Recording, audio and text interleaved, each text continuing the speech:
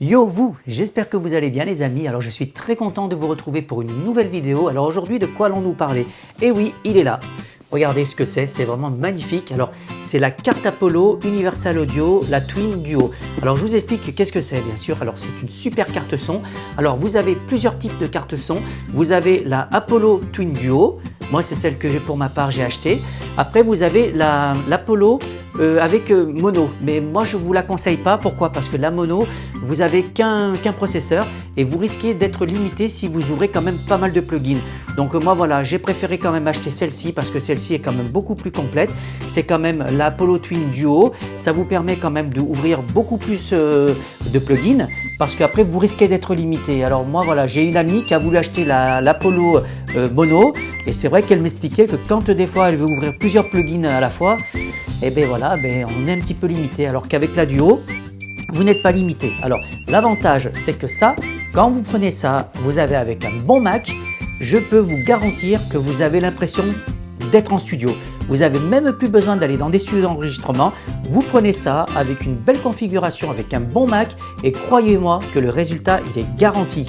Alors vous avez pas mal de plugins. Moi pour ma part, alors quand on vous livre cette carte, alors bien sûr vous avez des plugins d'essai. Alors tous les plugins, vous avez la possibilité de les essayer pendant 15 jours, ce qui est vraiment fabuleux.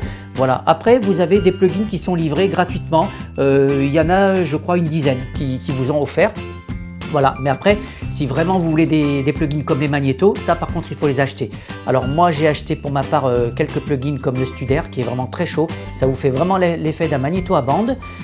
J'ai pris le Ampex aussi qui est vraiment fabuleux, voilà, avec quelques reverbs tels que la Lexicon, en préamp le NIF 1073, voilà, c'est vraiment des révolutionnaires, des vrais légendaires quoi, comme on peut dire. Voilà, alors ça c'est vraiment le top. Alors ce qu'il faut savoir c'est qu'une fois que vous avez ça, croyez-moi, moi j'ai été bluffé quoi. Vous avez un Mac, regardez, vous avez même un simple MacBook Pro comme celui-ci. Vous prenez un MacBook Pro, vous achetez ça avec un bon micro, je peux vous garantir que le résultat il est vraiment garanti. Voilà, je voulais en parler parce que c'est vraiment une très belle carte. Alors moi avant d'acheter celle-ci, j'avais acheté une Akai, j'avais pris la IEI Pro. J'étais très déçu parce que c'était vraiment une carte son, histoire de dire qu'on avait une carte son. Après, le prix n'est pas le même bien sûr. Alors moi pour une carte comme ça, moi je l'ai payé dans les 900 €. Voilà, mais je vous la conseille parce que vous n'allez pas le regretter. Voilà, vous avez vraiment tout intégré dedans et je peux vous dire que vous vous amusez. Vous n'avez plus besoin de courir, aller dans les studios pour faire même des maquettes. Les maquettes, vous pouvez les faire à la maison et je peux vous dire encore mieux, vous pouvez même, si vous êtes bien équipé à la maison, vous pouvez même faire un disque à la maison avec ça. C'est vraiment, c'est bluffant quoi. Voilà, et je voulais vraiment en parler parce que c'est vraiment une très belle carte son à avoir et en plus les plugins Apollo de chez UAD sont vraiment fabuleux. Vous avez, comme je vous disais, la possibilité de les essayer pendant 15 jours. Voilà, et après si vous êtes satisfait, bien sûr, vous pouvez les acheter. Voilà, donc ne pas s'en priver. Et puis alors moi ce que je vous conseille, cette carte-là, encore une fois, achetez ça où vous avez de vrais vendeurs.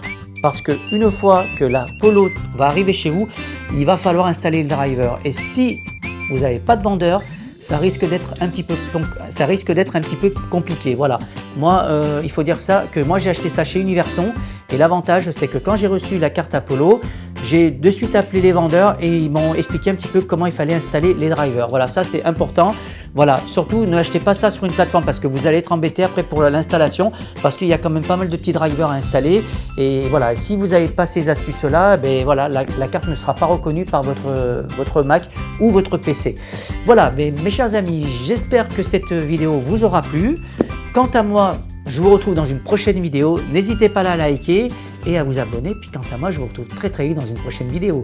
À très bientôt. Ciao.